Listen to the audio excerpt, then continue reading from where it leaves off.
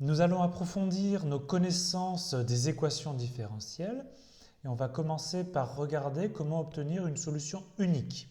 Alors reprenons d'abord notre exemple qui était l'équation différentielle y' égale à y. Donc on avait vu que la fonction exponentielle était une solution de cette équation différentielle, mais on avait dit que si on multipliait l'exponentielle par n'importe quelle constante, ça restait une solution. Donc on avait trouvé que, en fait, toutes les solutions sont les y égale à k exponentielle de x, d'accord, où k est n'importe quelle constante réelle. Donc pour k égale 1, on retrouve bien exponentielle de x. Pour k égale 2, on a 2 fois exponentielle de x. Pour k égale moins 1, on a moins exponentielle de x. Même pour k égale 0, on a la fonction constante égale à 0, la fonction nulle, qui est solution.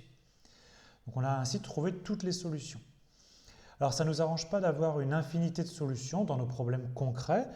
On va vouloir avoir qu'une solution. Donc pour ça, on va avoir un système d'équations qui est composé de deux choses, qui est composé d'une équation différentielle. Donc pour notre exemple, je reprends la même équation différentielle. Et en plus, on va avoir une condition initiale. C'est-à-dire que je veux que ma solution à un certain point ait une certaine valeur. Par exemple, je veux qu'en x égale 0, la valeur, ce soit par exemple 3. D'accord ? Donc ça, c'est une équation différentielle avec une condition initiale. Et donc, dans les cas qui vont nous intéresser, il ne va y avoir qu'une seule solution. Alors, essayons de la déterminer. On sait que les solutions, elles sont de la forme k exponentielle x, d'accord ? Et on veut qu'en 0, ça fasse 3. Donc, en 0, combien vaut k exponentielle x ? K fois exponentielle 0. Exponentielle 0, c'est 1, donc ça fait k. Donc, on sait qu'en 0, la valeur, c'est k. Mais nous, on veut 3. Donc, il suffit de prendre k égale 3. Autrement dit, la solution, c'est 3 exponentielle x. Vérifiez bien que la dérivée de cette fonction, c'est la fonction elle-même, et qu'en 0, ça fait 3. Et en fait, il n'y a qu'une solution. Donc ça, c'est la seule solution. Donc ce sera l'intérêt des équations différentielles avec condition initiale, c'est qu'on aura unicité de la solution. Alors, je vous laisse en exercice faire la même équation différentielle, donc y' de x est égal à y de x, et avec une condition initiale différente, je veux qu'en 1, ce soit la valeur 2. Alors je vous affirme qu'il n'y a qu'une seule solution, mais à vous de la trouver. Alors attention, ce n'est pas 2 fois exponentielle x, d'accord ? Si c'est ici en 1, on veut 2.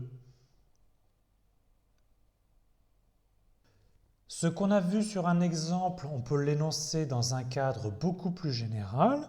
On va considérer un problème qui est composé d'une équation différentielle qu'on va appeler d'ordre 1, donc qui fait intervenir en fait une fonction y et sa dérivée y', d'accord ? Et une condition initiale, y de x0 est égale à y0. Donc x0, c'est un certain réel fixé, d'accord ? Et y0, c'est aussi une valeur réelle fixée. Donc tout à l'heure, on a vu, en x0 égale 0, on voulait la valeur y0 est égale à 3. D'accord ? Donc c'est le second membre de notre problème, on appelle ça donc la condition initiale.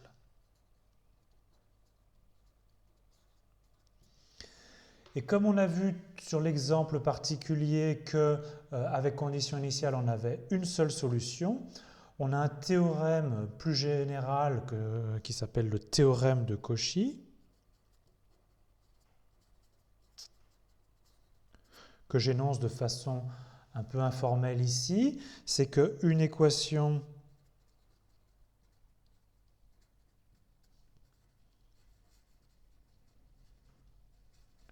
différentielle, donc d'ordre 1 ici, comme au-dessus, avec condition initiale,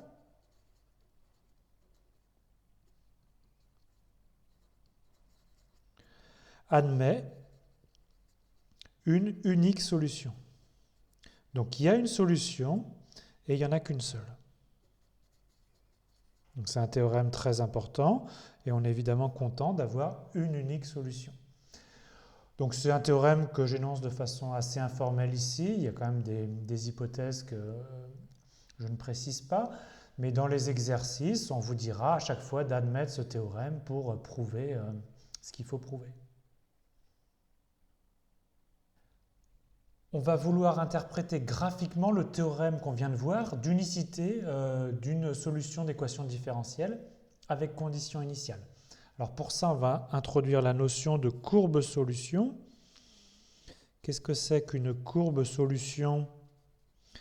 Donc d'une équation différentielle que je note, que j'abrège en E, c'est tout simplement le graphe d'une solution de cette équation différentielle. Donc à chaque fois que vous trouvez une solution, cette solution elle a un graphe et cette graphe on appelle ça une courbe solution tout simplement. Alors je vous ai préparé un exemple avec les courbes. On reprend notre exemple de y' de x est égal à y de x. D'accord ? Cette équation différentielle on la connaît bien.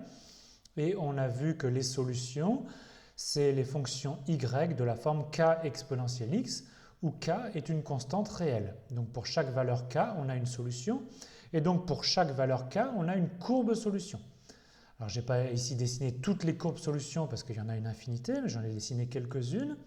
Et donc par exemple pour k égale 1, on va par exemple trouver la fonction ici exponentielle x. Pour k égale moins 1, on trouverait la fonction moins exponentielle de x. Pour k égale 0, on trouverait la fonction constante égale à 0, la fonction nulle. D'accord ? Et donc en fait des courbes solutions ici, si on voulait toutes les dessiner, ça remplirait entièrement le plan, c'est-à-dire qu'entre deux courbes qu'on a ici, il y a quand même une infinité de courbes qui passent aussi. On a déjà vu le théorème de Cauchy qui, pour une équation différentielle avec condition initiale, nous disait qu'il y avait une unique solution. On va réinterpréter graphiquement ce résultat. Et donc, une reformulation du théorème de Cauchy, c'est le résultat suivant. Pour chaque point du plan, donc que j'appelle x0, y0, appartenant à R2, passe une unique courbe solution. Donc ça correspond à notre problème de condition initiale, c'est qu'on veut que la solution en x0 vaille y0. D'accord ? C'est ce qu'on avait dans notre problème avec condition initiale. Donc par chaque point du plan passe une solution et une seule. D'accord ? On a existence et unicité. Donc c'est un théorème très puissant. Et en particulier, on a le résultat suivant qui sera pour nous celui qu'on utilisera le plus dans les exercices. C'est que deux courbes solutions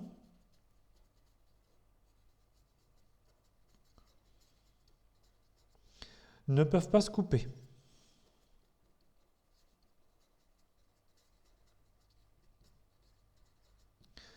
Ce sera très pratique pour nous, on en déduira plein de choses, mais ça découle immédiatement du point qui est au-dessus, parce que si on avait deux courbes solutions qui se coupent en un certain point, appelons ce point x0, y0.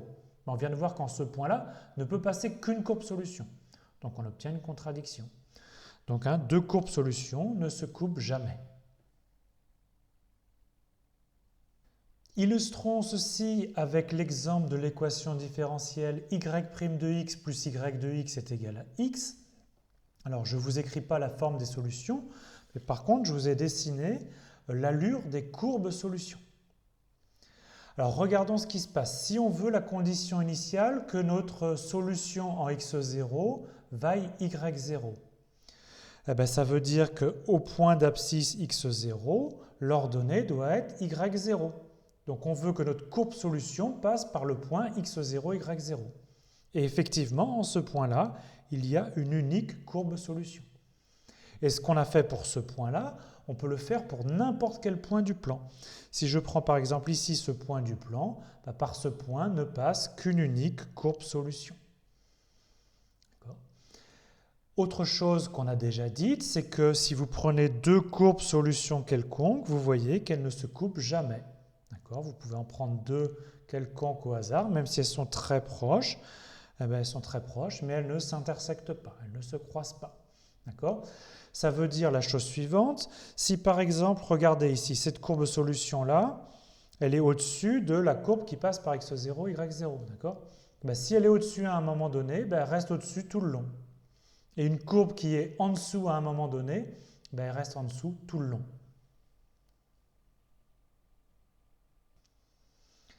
Je termine par quelque chose d'un petit peu différent pour vous dire qu'on peut déterminer certaines propriétés des solutions sans même calculer les solutions. Alors je vais illustrer ça par deux exemples. Prenons l'équation différentielle y' de x égale à y carré de x plus 1. D'accord ?